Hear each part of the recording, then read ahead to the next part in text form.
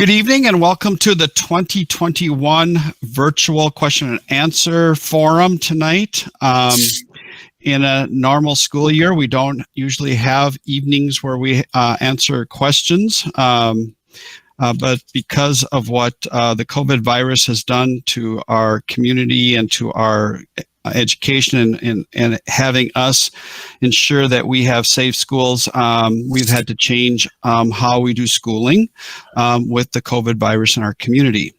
So we asked for questions from our parents and our community, and we have collected all those, and we're going to go through those questions tonight. I want to introduce the personnel that are here tonight.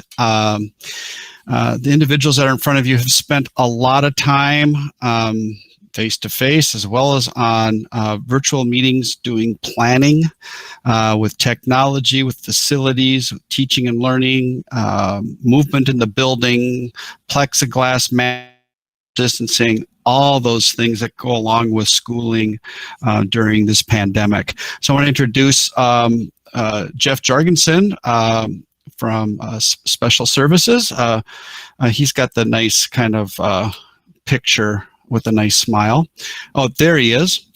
Jody D. St. Hubert, our Director of Teaching and Learning. Mary Hyman, our Health Coordinator, who has just been invaluable thinking about how we manage the health of our students and how we manage the virus within our schools. Mary Whitey is our Director of Communications. Nathaniel Lindley is here, Technology Coordinator. Randy Smazel, Assistant Superintendent. We have Sean Dudley from Valley View Middle School, Principal. We have Steve Butner, our Director of Technology, and Zach Horn is our tech professional tonight. So thank you all for being here. I'll be asking the questions that came in that came in over the weekend or last week in preparation for this. And I'm going to start off first by talking about what brought us in March. As all of us know, we needed to change how we deliver education to keep our communities and our kids, our staff, and everybody in a safe environment. And we did distance learning through June. Over the summer, we began getting direction from the Minnesota Department of Education as well as from the Minnesota Department of Health. And towards the end of July, we were given the kind of how we were going to organize school this year and how we would be delivering our instruction. And what the Minnesota Department of Health provides is a number. So we are gearing our education or determining how we deliver education based on what would be the infection rate within Hennepin County. So in fact, today we got our first 2-week average. So the number that we use is a 2-week average, a 14-day average of cases per 10,000. So today, the average is 19.21 cases per 10,000 in the population. Week average. Last week, it was 19.49, so it did go down modestly to about 0.28 cases per 10,000. What that does is that number recommends what our option is, what our learning scenario will look like. So in this case, when we started this back in July, our case per 10,000 was around 21, which puts both the recommendation for that number would be both hybrid, both the elementary would be hybrid and middle school and high school would be hybrid. So when that number is between 20 to less than 30, it's both hybrid.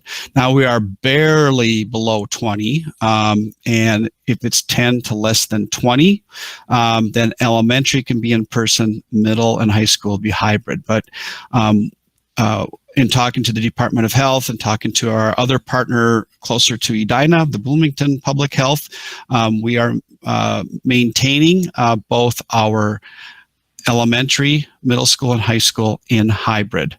And we will be monitoring these this number throughout the year.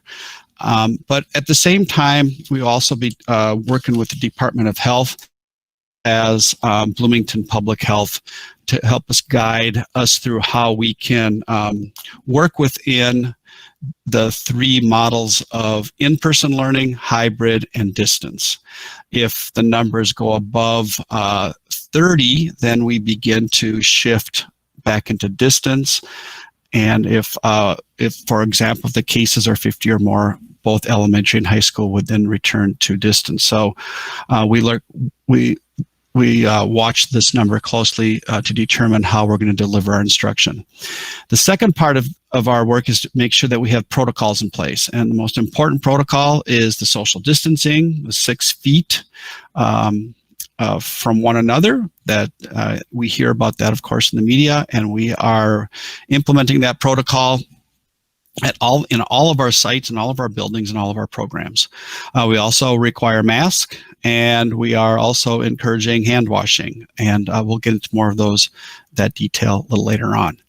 So we are currently implementing a hybrid system at the elementary, middle school, and high school, as well as a virtual system. So the executive order the governor put out is that parents to have the choice between the hybrid and a virtual option. So that's where we started. Continue to monitor that as we go through. So through the year. So our goal is to monitor COVID, keep students and staff in our community safe, and then also deliver our mission, which is the teaching and learning of Edina students. So I'm going to start. We're going to talk a little bit about these models and how we shift between the models. I've talked a little bit about that. We're going to talk a little bit about the COVID outbreak. What happens if the virus appears in our school? We know the virus is here in our school, so how do we mitigate that and manage our activity around that? We'll talk about the safety, the facilities, and protocols that we have.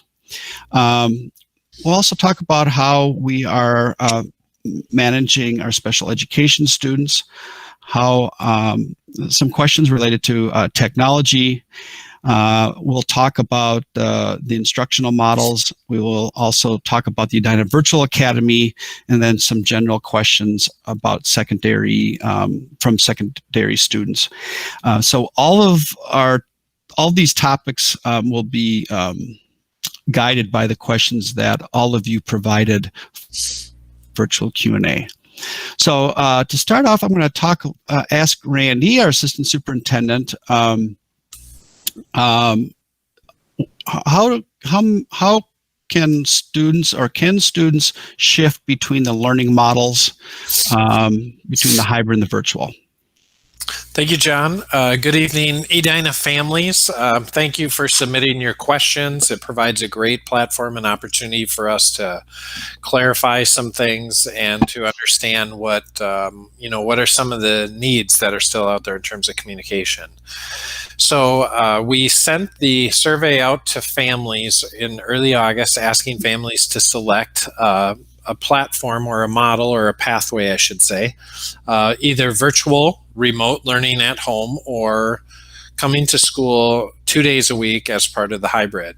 And we've collected all of that information. We've organized and adjusted our staffing, and we've completed that now. And now that school has begun, we have solidified those requests. So we've asked families to commit to a semester. So we're no longer accommodating requests around movement around those models. It certainly is easier at the secondary level if we need to move a student from hybrid to EVA, but we are not able to move a student back from EVA to hybrid. But we will be revisiting that at the semester time.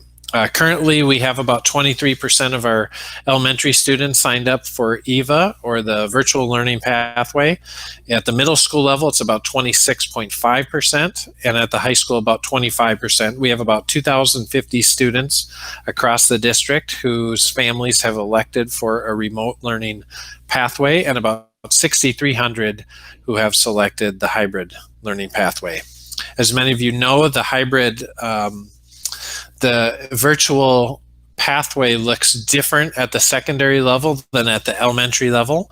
And after seeing the registrations and seeing where the kids fell out in their classes and in the numbers, what became really important was to be able to honor the course requests and the experiences that students and families desired. And so we had to make the shift to make the virtual pathway align to the hybrid model. So students are still in their classes, as you know, but they're learning from home, having opportunities for some live interaction during the week with their hybrid peers.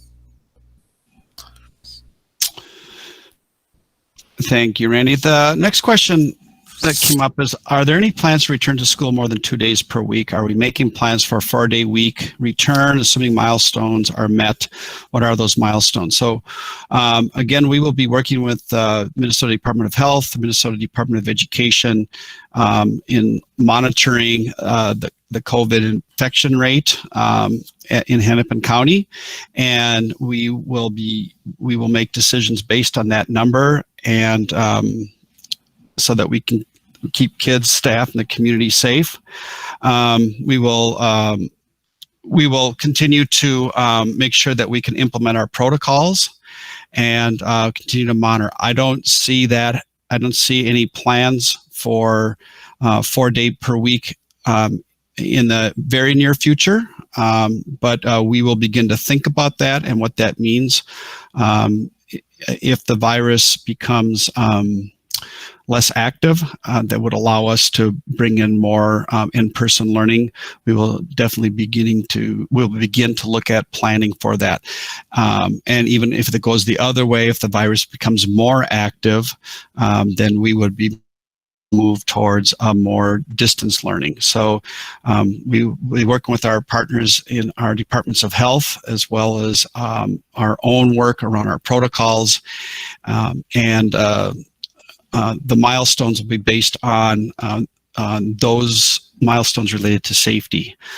So we will continue to be in a decision-making mode as we watch these numbers.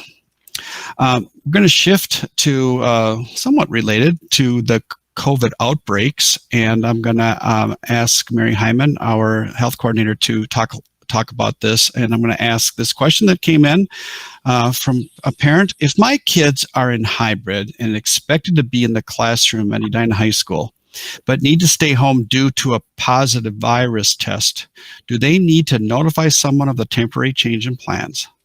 They will not be absent, but rather will do EVA until they are cleared to return to school in person. Thank you. Yes, who you would notify would be the attendance clerk at your middle school or at the high school. We're working pretty closely with the attendance clerks and the administrative staff and the health services staff to come up with a communication plan, and it kind of goes 2 different ways. So if a student is positive for COVID or needs to be out for COVID, they can stay at home. The attendance clerk kind of just gets it marked, and then there's a reach out to, it would be the administrative staff, and then the classroom teacher or the homeroom teacher, whoever that might be, the head of the students cohort team for the hybrid model, and they would get reached out. So one of the things we need to know, you'll be getting a phone call, is if they're home and positive, are they well enough to do homework and work, or are they have enough symptoms where they're not able to do work? And so that's an important thing. When the message does come in and we get a call back from you, and we call you back, one of the things we're going to be asking is, or I should just let you know, your student's name will be considered confidential except for need to know staff. And then depending on how it gets notified, if it's a positive case, we do need to move forward with the Minnesota Department of Health and go for our public health connections just to make sure we're going down the right avenues. I'll leave it at that because I think there's more questions about actual what's the communication plan. But the answer is yes, they can go and work from home. Thank you, Mary. If a COVID exposure is determined, what is the communication plan? What will that communication plan look like? That is something we're actually continuing to work on today. We worked on that a little bit at the high school as there was a positive case at the high school. So the staff came into the attendance line from the family, and the family was connected with the licensed school nurse.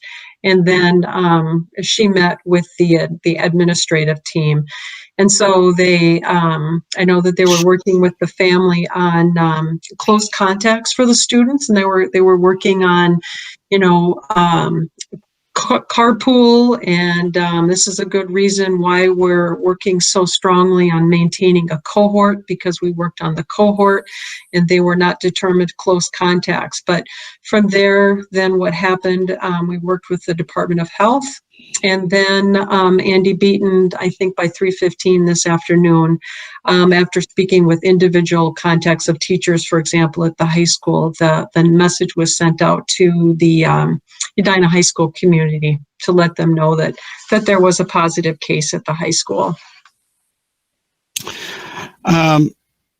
We've heard a lot about masking, Mary, and a question that was asked is, why are some students exempt from wearing face coverings?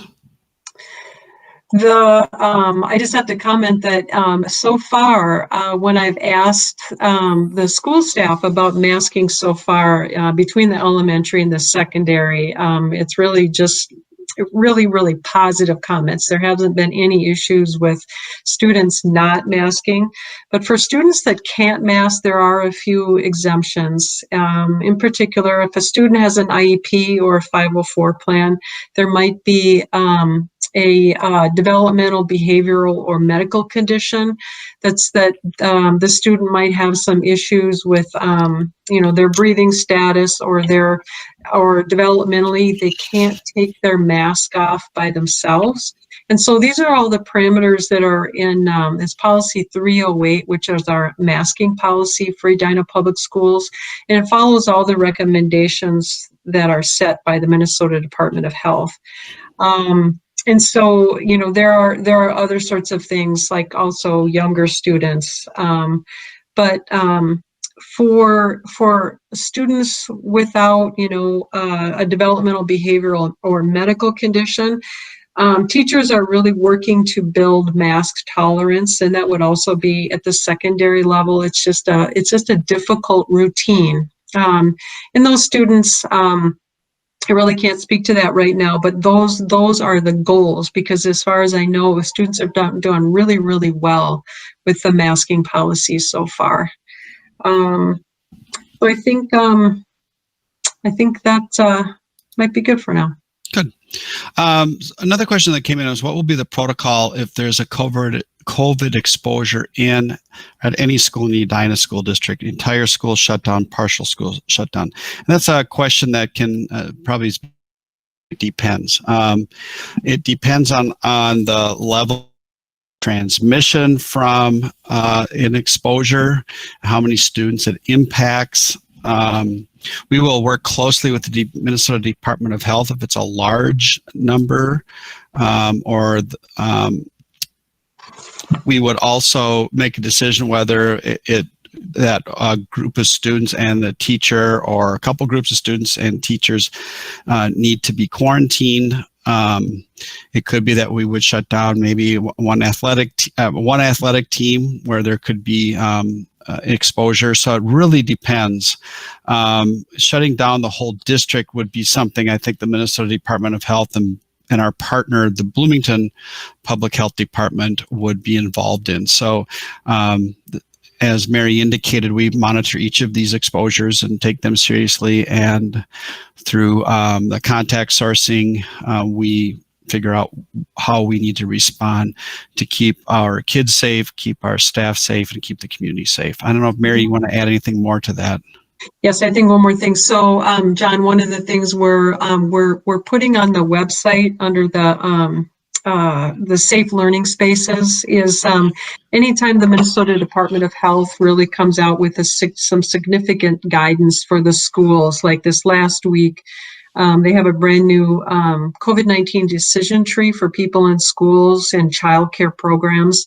And so quite a number of the Edina school staff went through a 2-hour training with MDH, learning how to use the decision tree. And so this is just a key document as far as when a family, if you call your student in sick, what sort of symptoms do they have? You know, that's really important. And those are the questions we'll be asking you. And also, if there's a student or a staff member that has these symptoms, they should not be coming into school, because it's a very contagious virus. And that's, that's one of the considerations for why we're asking all these questions, not only on the attendance calls, but why we're really just stressing all the COVID screening and the social distancing, hand washing, and masking procedures. That's just really critical to keeping our buildings open and the students safe. Thanks, Mary. I'm going to turn some of these questions over to, a couple of these questions over to Sean Dudley, our principal of Valley View, because I think some of these, she's been managing some of what's behind these questions. So the first question, Sean, is will teachers have plexiglass or a barrier between them and the students? So we have plexiglass on the way for just that. Some of the most concerns that we have would be, so speech and language teachers have to wear a face shield, and so they will also have plexiglass, but that is a requirement. And students or teachers who are working with a student who is a deaf, hard of hearing student who cannot mask but can face shield, teachers who work directly with that student within 6 feet of that student will also have a face shield, but we're also thinking about recommending the plexiglass. Our special education teachers will have plexiglass, our multi-language learner teachers, as well as some teachers who will work more closely with students will have plexiglass. But we are recommending that all teachers wear the face shields that we have for them, as well as the mask, which provides the best protection for them. Great. Next question, Sean, is, and actually there's two questions kind of related. How will staggered opening and closings work for hybrid? So we have seen a really nice opening. We have had students come by virtue of the fact that some students are coming on the bus and some students are dropped off and some students walk. There is a period of time between 9 a.m. and 9:15 a.m. at the middle schools where students naturally stagger their arrival. And so it has been quite positive, and we've seen really a nice flow of students in. What we do at the end of the day is we stagger a dismissal, again, for students in 6th grade. We've had 6th and 8th graders there today. So 6th graders were released at one time, 8th graders released at another. And again, by virtue of the fact that some students go outdoor 25 for walking, they go outdoor 23 for buses and 24 for buses, and they go out door 1 for getting picked up, door 1 or door 26. So with a number of doors that they're exiting and a number of traffic patterns they're doing, and with the dismissal at different times, we feel really positively about how students are exiting the building. And I have been in the atrium and seen a nice steady flow. And kids are really good when they go outside as well to look for their parents. They stand 6 to 8 feet apart. Hey, Sean, can you just comment a little bit about your observations on how kids did this week with masking and social distancing? Right. So the masking has been great. The kids have done just an extraordinary job. I haven't had to have a conversation with any student about a mask. It's been remarkable. It's been fun to see the different personalities come out of students, of the tie-dye masks or the Packer masks, unfortunately. I've been seeing a lot of Viking masks, so maybe we're going to see those twins masks. So it's been kind of fun to see that, and kids have sort of made it their own in middle school. They have worn them correctly. We've stressed that as well. And as far as the social distancing and physical distancing in the hallway, I've seen really great examples of it, and I try to do the positive where it's like, wow, like I clap in the hall and say, look at how well you're doing, look at you, and staying to the right. But I think it's harder for kids. I mean, this is not a natural thing for kids. We are relearning school, and having students stay 6 feet apart, walk single file, stay to the right. We're using car analogies with them, but it is not natural, and they're learning to do it. They're better today than they were on Tuesday. It's the first day 8th graders have been in, so I look forward to seeing what 8th graders can do next week. Great. You kind of ask again, how long are you expecting pickup and drop off to take? Or I should say, how did pickup and drop off how did that go today? And then do you see a difference with this year as opposed to last year pre-COVID? Oh, it's much quicker. It's much quicker this year. Okay. There's, I think we have about maybe close to 30% of our students at Valley View in EVA. And so I'm sort of thinking about, like, when you divide all that out, about a little over a third of our students are in school. And this week, probably about 25% of our students. So the pickup has been about a 10-minute, 15-minute pickup. And last year, it was certainly at least probably 25 to 30 minutes and getting cars out of the parking lot. And the same with the drop-off. So it's gone much more quickly. Good. We had a question about schools are their own building, you know, like Valley View and the high school kind of share a building because they're connected. Normandale Elementary is a shared building with both Early Learning and Edina Community Center. So the question is, do these buildings like Valley View and the high school have its own air ventilation system that is separate from other program areas? So all of the buildings are divided into ventilation zones. So Valley View has ventilation zone separate from the high school. Normandale Elementary, which is on the second floor, has its own multiple zones on second floor. So the ventilation system isn't shared between buildings. The ventilation system is set to exhaust the air at a maximum rate, and that's very different than what we've done in the past. Because in the past we have managed our intake as well as our exhaust of air out of a building. That was all dependent upon energy and temperature. This year, they're wide open so that we have that air moving out of the building, out of classrooms. So, and we're responding to what the Minnesota Department of Health has asked us to do related to ventilation. Another question came in about bus transportation and how are we keeping kids safe from infection from COVID. We run all of our buses at 50% capacity. So we have no more than 35 students on a bus. The students load from the back first to minimize passing by other. Siblings will sit together. No one sits behind the driver. Windows and roof vents are opened, and everyone wears a mask. And we also have only one student per seat. So, and then we stagger those students so that we have maximum distance with on the bus. The drivers disinfect high-touch areas between their runs, handrails, bars on the back of seats.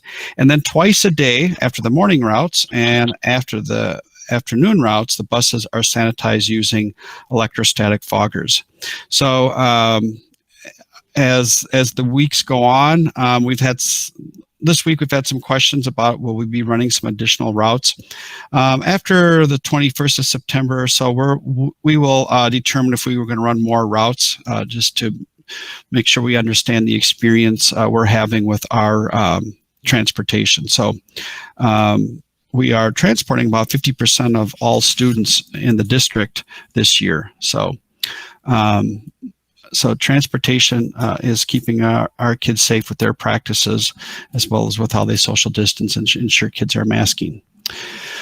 So we're going to get into specific programming now, and I'm going to turn it over to ask Jeff Jorgensen, our Director of Special Services, a question. And question is, with 504 plans or IEPs, or even those waiting for evaluations, how will children with disabilities receive the supports and services they so need?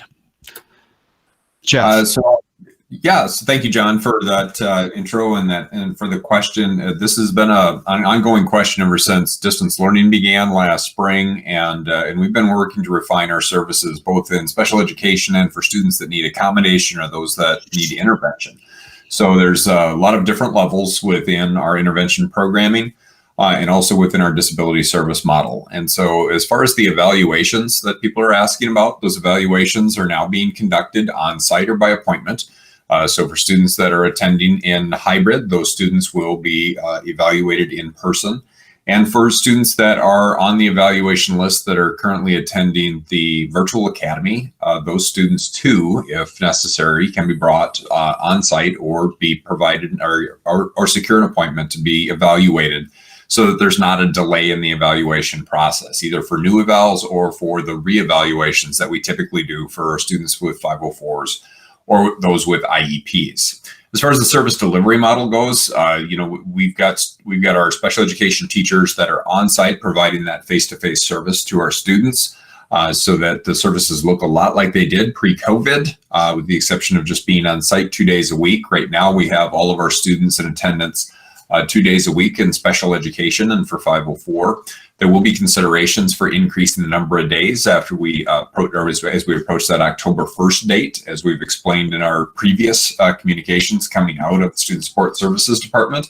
And teams are evaluating which students need that most, but we're also working through the protocols in order to determine how we can best serve students that may be in a little bit smaller spaces and accessing those spaces during the course of the day. So working through those protocols and in giving this week or these next 2 weeks as an opportunity for us to evaluate our health protocols and making sure that we're able to safely bring students in 4 days a week is definitely our plan for some of those students that require more service or more direct service face-to-face.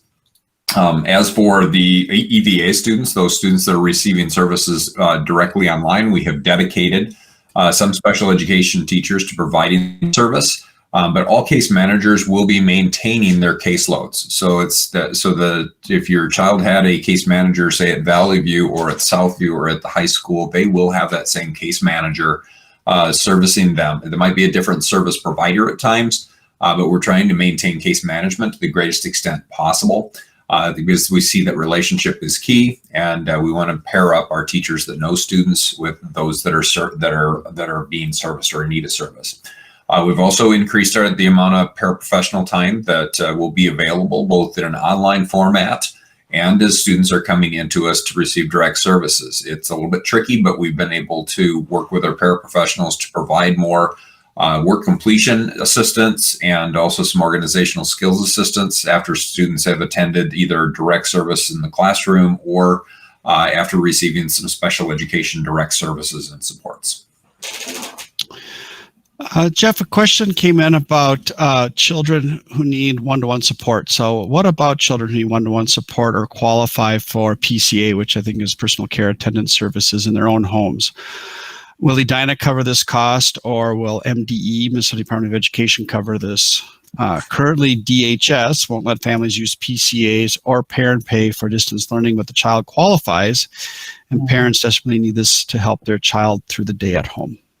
This is a tremendously difficult question for parents as they're caught between systems in this transition from summer programming for students and summer programming in terms of PCA services provided by the Department of Human Services, where PCAs will oftentimes be utilized throughout the day and are fully reimbursed or partially reimbursed by Department of Human Services.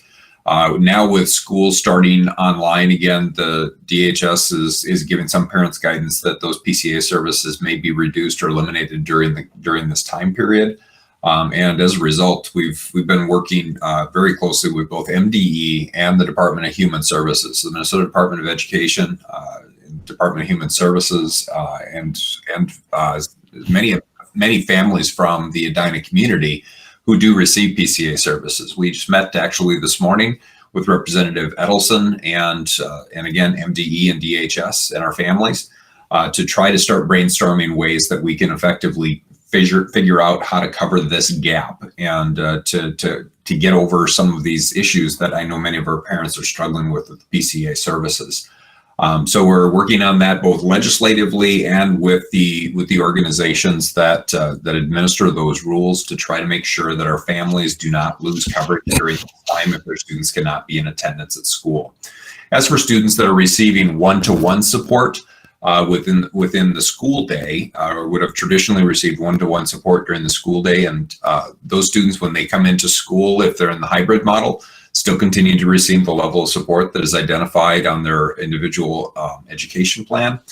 For students that are attending virtually, we've increased the amount of support that students would receive virtually, and again, by increasing the amount of paratime that they're able to support students in work completion activities, organizational activities, and even some tutor resource for students so that they can continue to make progress on their educational goals and also within the mainstream curriculum to the greatest extent possible. We're still refining that process. It's about relationship and it's about patterns and about being able to get those staffing patterns down effectively so that we're able to meet the needs of all of our students. It is difficult. There's a lot of logistics involved, but we will improve as the weeks go on. Great. Thanks, Jeff. So we're going to shift to technology, which makes all of these systems work and keeps kids connected when they're not in school, when they're being safe at home. First question is, will Edina High School students be able to access outlets to plug in their laptops when they are at school? I know we have Nathaniel Lindley and Steve Buettner. Steve Buettner, our Director of Technology and Media Services, and Nathaniel. I'll just let the two of you share these responses. Great. I'll take this first one and then let Nathaniel have all the other ones. Okay. Good evening, Edina community, and it's a pleasure to be here to answer some of these questions. This is truly a continuation of unprecedented. The DMTS, which is the Department of Media and Technology, stands shoulder to shoulder with you as we work through this and make sure we're successful. Our teachers, our professionals, and our students and our parents. As for outlets, what we've always encouraged is your child brings a device fully charged every day. And so each child is to provide a device with a charger, and we ask that you charge that device up at night because those devices may be used throughout the day.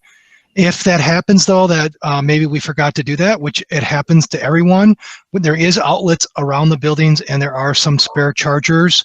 What we do is we pull those spare chargers out of inventory to disinfect them and put different ones in place. And so if your child needs a charger, they can always go to the media center, or if they have their own charger, find an outlet in the building. Good. Let's see.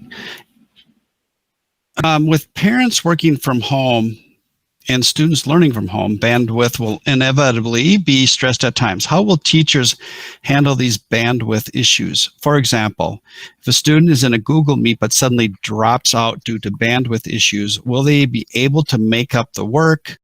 Will they be able to access will they be penalized? Nathaniel, do you want to take that one? Yeah, Jody helped with this one earlier, and I think unexpected technical glitches are part of the expectation now, whether it's bandwidth or batteries or things like that. And I think the teachers are sensitive to those challenges, both with the students at school, the teachers in school, and the students at home. Jody? Yes, I'd say absolutely that our teachers will be flexible and supportive and work with students and families in these situations. And we're also working to record a lot of the lessons so that they can be accessed through the platforms at a later time if needed. Thanks, Jody. Nathaniel. Next question. Would there be an upper limit on how long a student must be at his or her monitor by grade? As we don't want kids to sit on laptops for long durations. I know, Steve, do you want to take that, or? Certainly. Thank you. So we understand that technology is used quite a bit, but we also are very intentional about our use of technology. We do adhere to the American Academy of Pediatrics recommendation around screen time. And so that is under 5 years old, under an hour, and then middle school, we keep that under 2 hours a day. And then at the high school, there may be a little bit more. What I like to point out is that the American Academy of Pediatrics differentiates between positive use of technology and negative use of screen time. Matter of fact, in their own literature, they talk about video conferencing or video chatting is one that they don't actually put a limit on, and we'll be using that quite a bit. We call that our healthy vegetables or our healthy technology.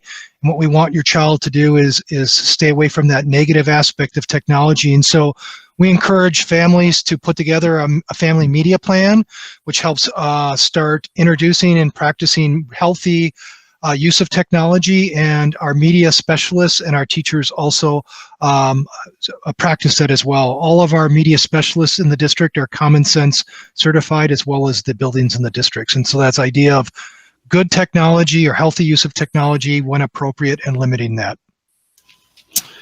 Okay, why must kids use district Chromebooks? We invested in a new hardware this spring and have gotten comfortable using and navigating it. Go ahead, Nathaniel. Yeah, I can take that. In grades 3 through 12, the Chromebook is a preferred device because of its battery lasting a long time, its simplicity, and the ability to help troubleshoot it with the students. That being said, that our 8th through 12th graders do have the hybrid device choice, and that if a different device works for them, Windows laptop or a MacBook, that's acceptable too. What we do ask is that it runs the Chrome browser so that our Google apps and Schoology and those apps will work through the Chrome browser for students. But there is some flexibility on device choice for students. We have that outlined on our eLearning Squared website, on the school district website. Good. Will some of the applications like IXL, Khan, I think it's Khan Academy, ReadWorks, be placed on student portals or be made available again? I'll take that one. So we have an ecosystem called Edina Apps, which is our single sign-on portal that's used by our staff, our students, and our parents. And that's where we put all of the district-approved apps. So we want to make sure that the apps are adhering to data privacy and making sure that they're secure. Last spring, we were provided a number of applications to deal with our stay-at-home order and COVID. Now some of those have expired and there's a fee for those. We are bringing back a number of programs that we've used in the past. IXL will be one of them at certain grade levels. Read Gold is another one, no red ink.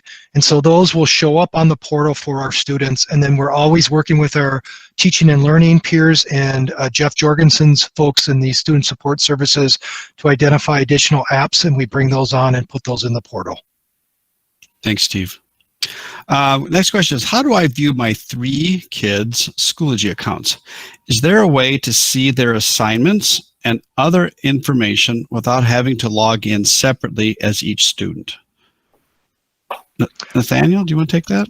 Yeah, sure. The nice thing about our Edina portal for the Edina Apps ecosystem is that not only students and staff have accounts, but parents have accounts too. And through that parent portal, they can link to Schoology and be entered into a view that's designed for the parent where they can see their children, their students' progress in different courses and see some of the information there. It'll look a little different from the student view, but there's information in that Schoology portal for families to find. There's tutorials and helpful articles on the family dashboard on the Edina website under the technology heading. Good. Thanks, Nathaniel. Can you give a general overview of Schoology? This parent kids are grades 9 and 7, I am still often frustrated trying to navigate Schoology and don't know how to receive alerts or specific classroom information. I can take that one, John. So as a parent that is also a consumer of Schoology, I understand what you're saying, and it takes a while to get used to it. But once you do get used to the program, it's easy to navigate. And as Nathaniel mentioned, it is a window into your child's classroom, and it allows you to be able to follow your child and support their child in learning. What we've done is we've offered a number of courses. As a matter of fact, I just completed a couple of Zoom video courses on helping our parents in the hybrid and EVA model, and those are posted on our YouTube website, as well as there's a number of tutorials and videos on the Edina dashboard as well. But just quickly, a couple of things that I'd recommend for the parents is when they log on to Schoology through the portal, in the upper right-hand corner, they can click and see their students. When they select their students, they see each of their students there, and they can see a calendar of upcoming activities. They can see grades and the activities that the child has, assignments that have coming due. Then also under the settings, they can sign up for notifications. Again, there's a video to show families how to do that. When they sign up for notifications, they also get an email or a text message if they sign up of that information also pushed to a smartphone or their email box. Good. And Steve, there's those tutorials. Are there also classes? Are you running those this week or? Yes, we had a number of classes yesterday and today, and we'll offer those again next week as well. I think they were pretty popular, and we do that every year. And this year it's been fun because we've had even bigger crowds take us up on it. So it's great talking to parents and helping our parents understand the technology, because sometimes we are the digital immigrants and not the digital natives. I think Nathaniel also mentioned a great strategy, which is ask your child. Your child uses these programs every day, and maybe that is an opportunity to have your child teach you some tips and tricks around technology as well. Thanks, Steve. We're going to shift out to answering some questions related to the hybrid and the virtual model. And so the first question, I'm going to give this one to Randy, is why does my hybrid student have a virtual teacher when they are in person in the classroom? Thank you, John. I think there are a lot of factors that go into staffing our teachers across the district. And in some cases, it's in the best interest of the district to have some of our teachers teach remotely. That may be for a longer period of time, like the year or just the semester. It might be for a month, a few weeks, or it might be just for a day or a few days. When we do have those situations, we have additional staff that work with that teacher in the classroom. So we have a paraprofessional that is trained to support that classroom and support that teacher. So in essence, those students will get two adults working together as a team to help guide their education experience. Good. I'm going to give this one to Sean. We now have more regular parent-teacher conferences, as parents now have to play a bigger part in a child's education. So can you talk about what conferences are scheduled? Sure. All three secondary buildings will have conferences, and they will be virtual conferences at least this fall. Southview and Valley View have virtually the same conference dates, and the high school has a little bit of dates, but we do know that they are virtual conferencing dates, and we have 16 hours of conferencing formally for the secondary and for the elementary schools. What I also know, though, is that at the middle school level, there is a fair amount of team planning and conferencing that the team might do, and we might do it through TikTok, and the high school might do the same thing with those individual parent connections that we have. Good. Thanks, Sean. And Jody, I think I'll have you respond to this one. It was always a difficult task to assess how well students are doing in class, and this problem is further exacerbated by our online approach. Should we expect more tests at regular intervals to ensure the standard in our learning doesn't drop? Yes, thank you. We will be working with staff and supporting them and finding ways to implement formative assessments on a regular basis. This is something that all of our teachers do naturally. They're always checking on what students know and what students are understanding. So we want to make sure that we're supporting doing this in a little bit of a different way this year. In addition to these formative assessments that are more day-to-day assessments, we do have an assessment committee working on looking at what is going to be the best plan for more formal assessments this year, working with MDE as well as other area in order to determine what will be reliable and valid, and make sure that any assessments that we are using with our students are informing our instruction so that we can best meet the individual needs and help all of our students grow. Thanks, Jody. This is for Randy. Randy, can we expect the district to begin to tailor the in-school virtual plan to meet the needs of the various ages of students? And this is really pertaining to self-directed study. So I'll try to answer what I think this question is asking, and if others want to jump in, feel free. First of all, we are just starting school.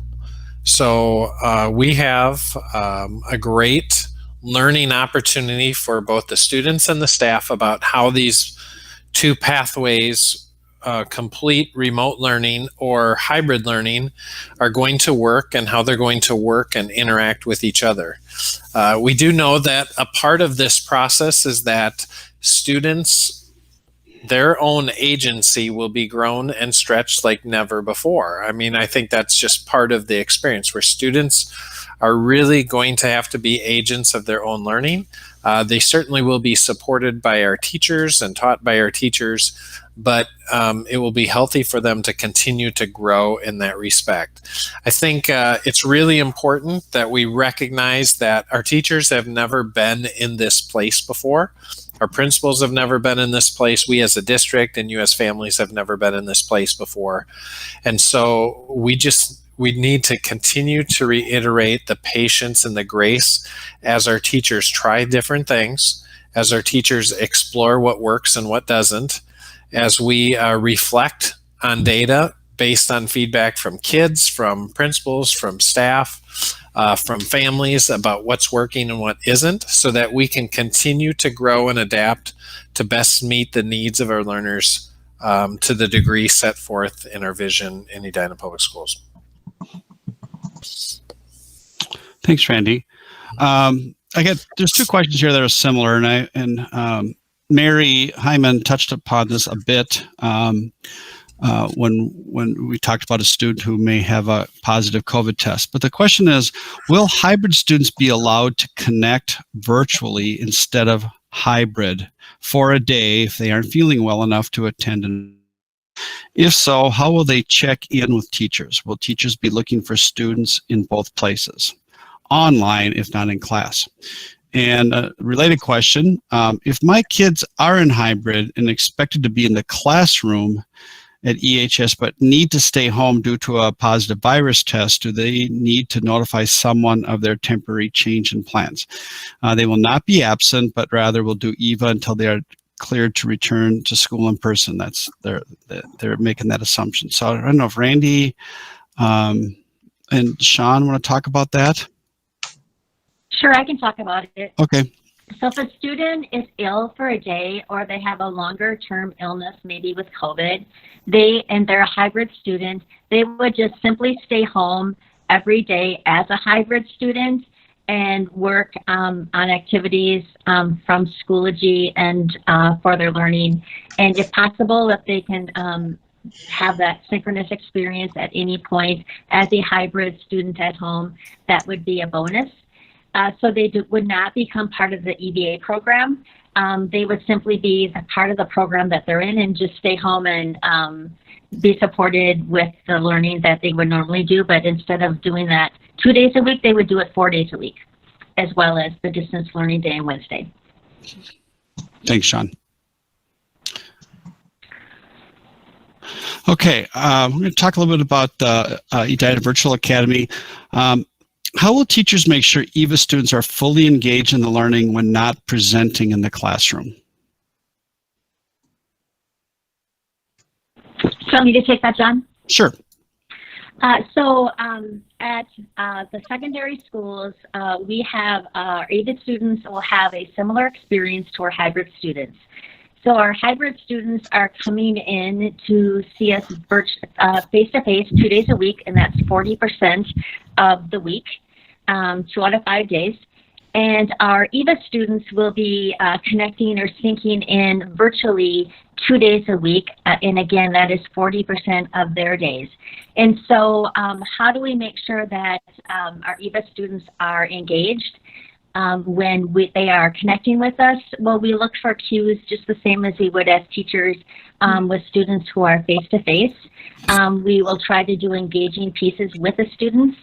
We feel that it is really just remarkable to have students face-to-face or have students connected with us virtually. So we want to use that time in a way that is supportive of the connection that we can get with students and the relationship building that we can have with students and with the activity that we can do with them.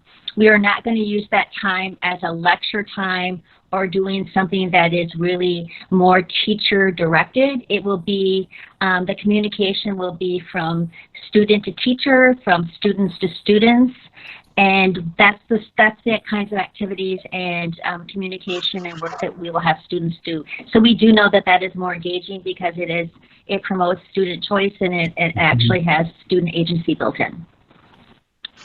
Thanks, Sean. Randy, I'm going to direct this one at you. Will EVA work exactly like in the spring, or is it going to be synchronous remote classes for each subject or teacher with several touch points throughout the day between the teacher and virtual students? Are these video classes or just audio or recorded video?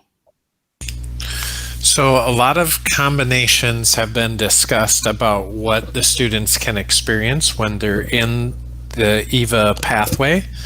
I think the EVA Academy was an early name to describe what we thought we were going to have, but maybe the idea of a remote learning pathway better describes the experience that students will have. So in some cases, as Sean mentioned, they'll have a live connection with their teacher. That live connection might be direct instruction. The live connection might be a check-in meeting with the teacher. It might be getting some instructions or directions about what to do during that class period. It might be an introduction to a lesson or a hook or an activity with them returning later on in the class period. Students will have an opportunity to do both the live interactions or synchronous lessons and activities, or the online remote independent lessons or asynchronous activities, and it will be a combination of those different things that they'll be participating in. In some cases, they'll be whole group. In some cases, they'll be small group or individual.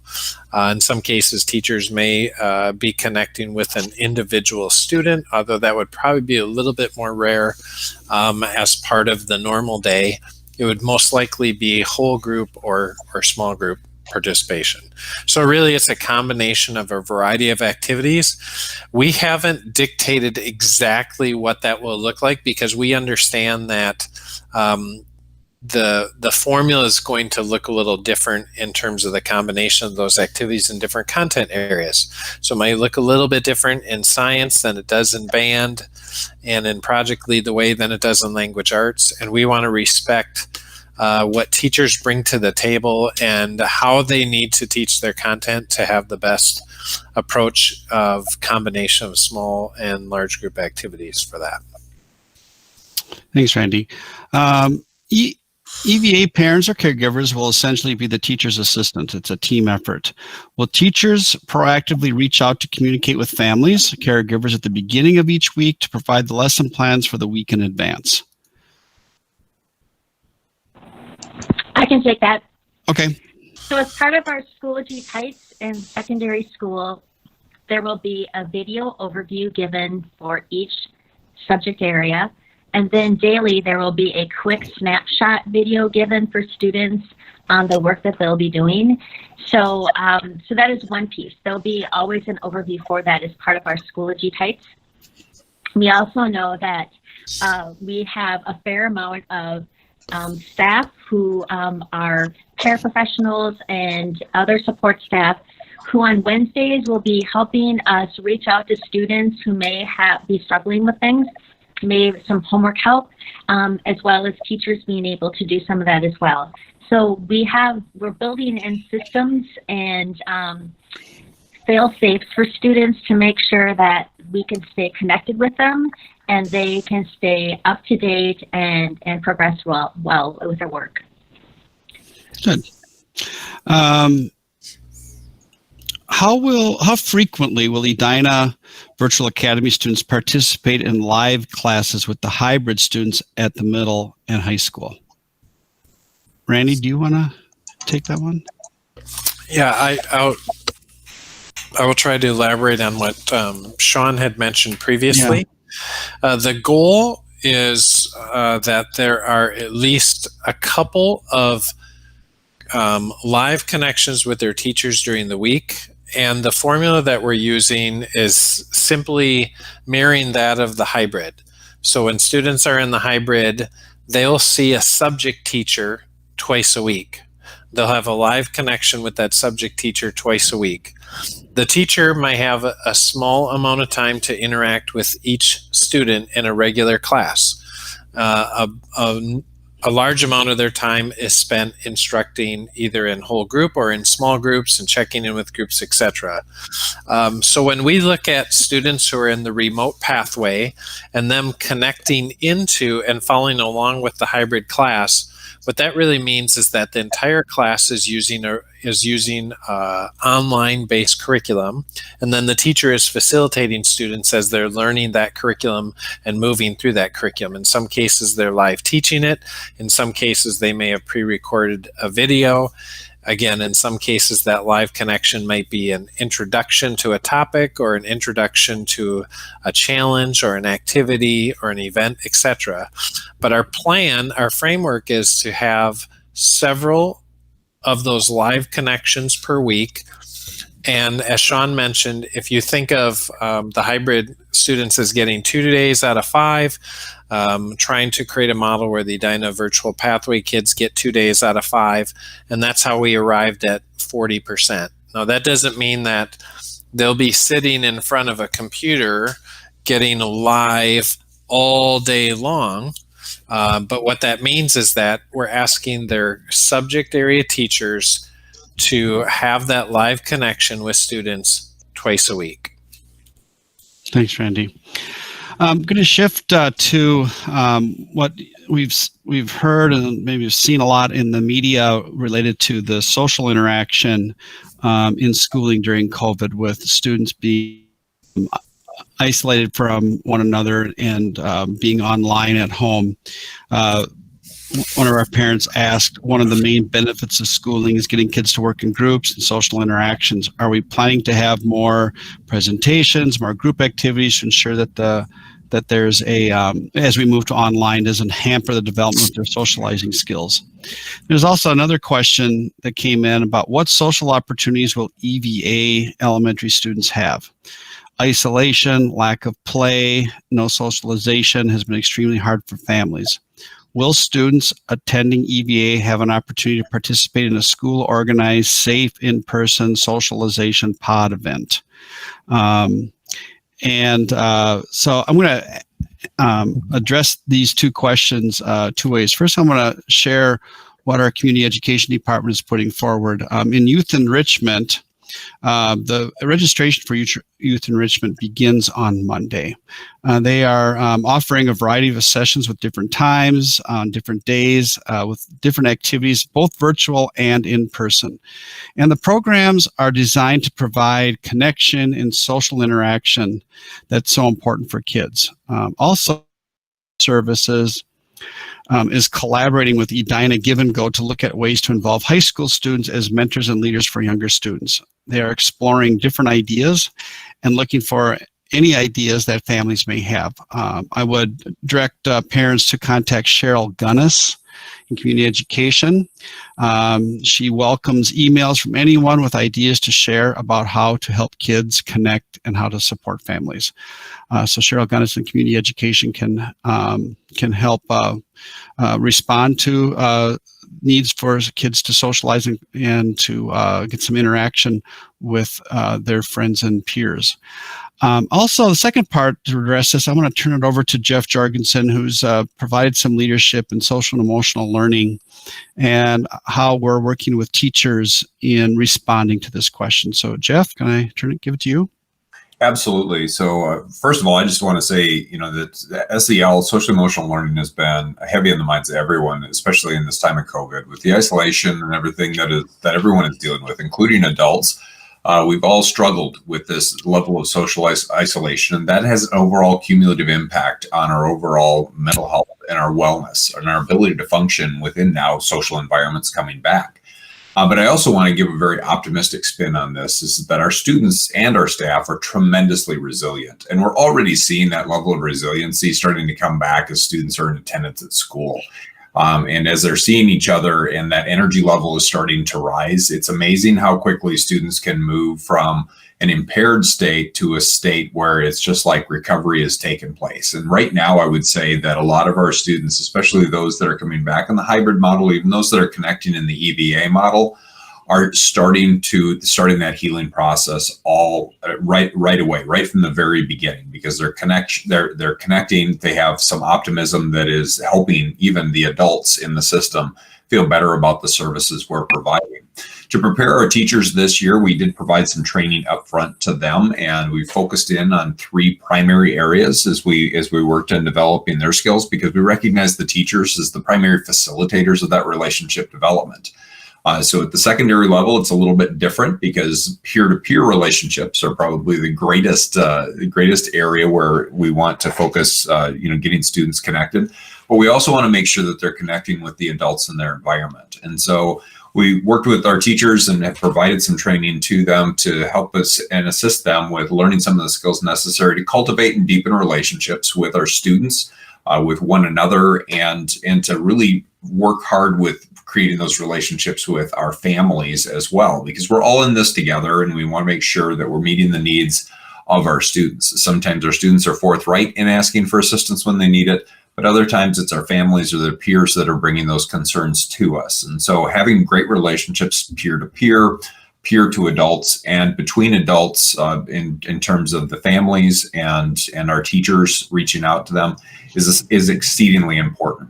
The second thing that we were working on with our teachers to help prepare them is that we recognize the need for our teachers to have a sense of wellness themselves. And so we did spend some professional development time on self-care strategies, especially during this period of time. This is a high stress time for all adults, as you as parents absolutely know.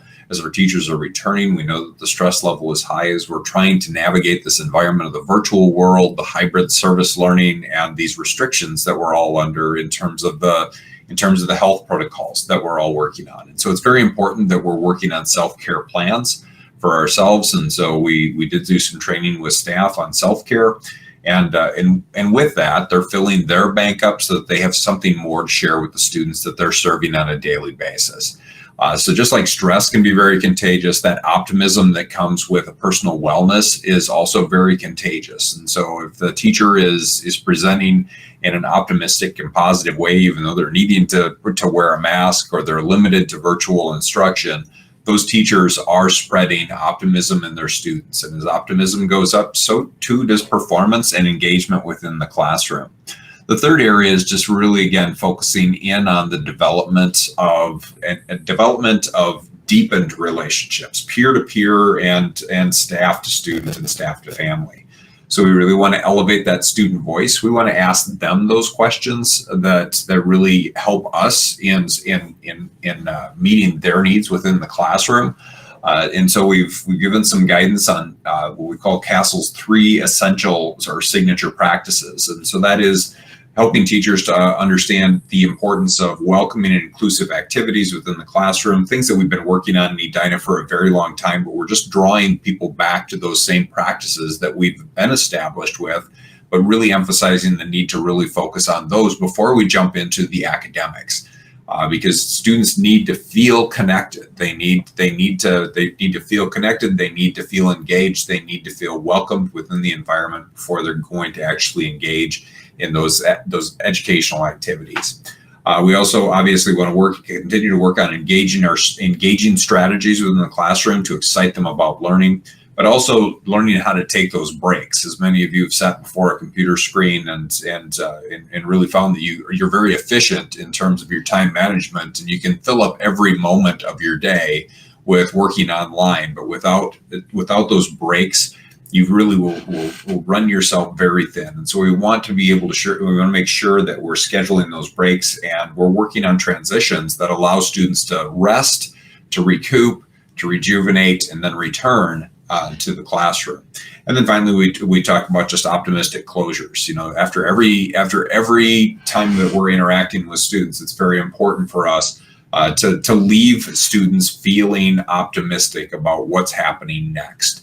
And that level of optimism, once again, carries us through to the next course, or to the next day, or to the next week, or to the next semester. Again, our students are tremendously resilient. Resiliency is that ability to bounce back, and we're already seeing that. And I'm sure Sean or any of the secondary principals that are seeing students in service right now, whether it's virtual or whether it's in the hybrid face-to-face model, can attest to the excitement that they're seeing in students today. Okay, I don't know if any staff members have anything else to add. We are done with our questions. Thank you, Jeff, for that important direction. I want to, first of all, thank all of the parents that brought us questions. The questions really represent the partnership that we have with all of you in giving your student an engaging and rigorous academic experience, and ensuring that they are welcome into the classroom or into the space, whether that's technology or whether that's in the classroom.